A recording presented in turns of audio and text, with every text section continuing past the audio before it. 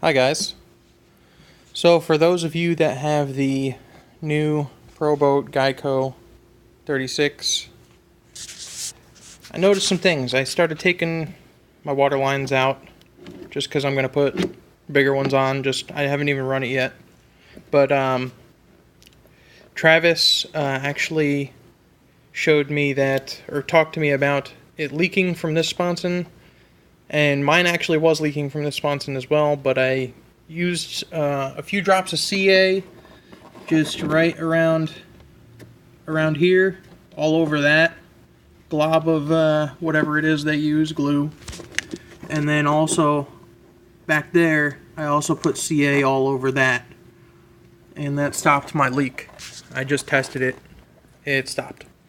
Now, I went to go and take everything off to do my water lines, and I'm gonna solder my connectors on and whatnot. And what I noticed when I was messing with the water lines, I was hearing like a bit of a pop noise when I was moving around in this area.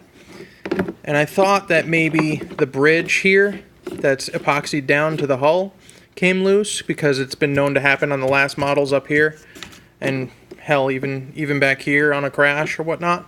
But just running, I know that the one on my old Zellos came loose up here. I forget if it was just this one or both of them or whatever. But I figured, oh, I'm just going to have to re-epoxy that. No big deal. I mean, but it wasn't that. It was just the screws. So, just, if you get this boat, just go over these screws. The ones up here. So it's a total of 8 screws. And then even down there. And there. Just go over them, because all of mine were able to be tightened down. This particular one was probably 3/4 of the way out, and this particular one was about halfway out. But I tightened them down. Everything's good. Everything's nice and solid. No more noises popping. None of that.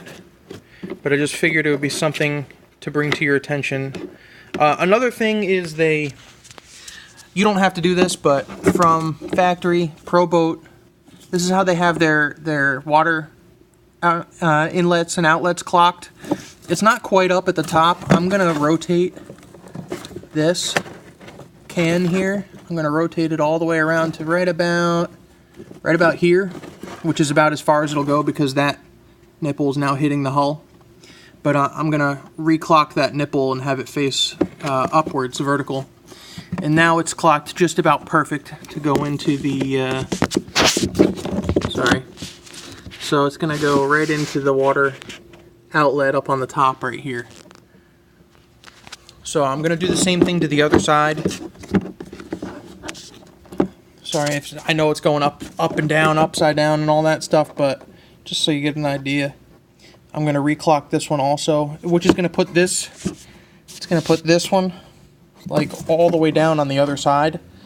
So I'm going to put the water line on that first, and then clock it, and then run the water line to where it's supposed to be on one of these nipples here from the ESC. But just some food for thought to clock the rear outlet of the motor to the top, so you get the most optimal cooling.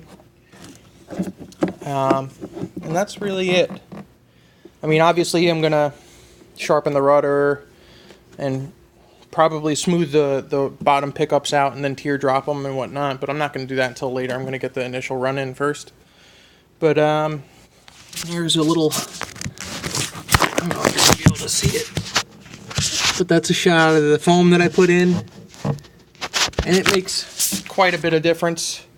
There's almost no flex here. And then once I put the side pieces in, and then I'm going to put this piece right about here, then there's going to be no flex up towards the front, up towards the back of the deck here. But the reason why I have those out is because I am actually going to do something that Darren told me, and I'm going to paint with epoxy all around the seam to try and wet anything that didn't get wet when in the molding process. Just as a precaution because I don't want to be popping seams and whatnot. I don't think I will, but I'm still doing it as a precaution just because I really like this boat and I don't want to go through the hassle of having to send it back to Proboat and deal with all that.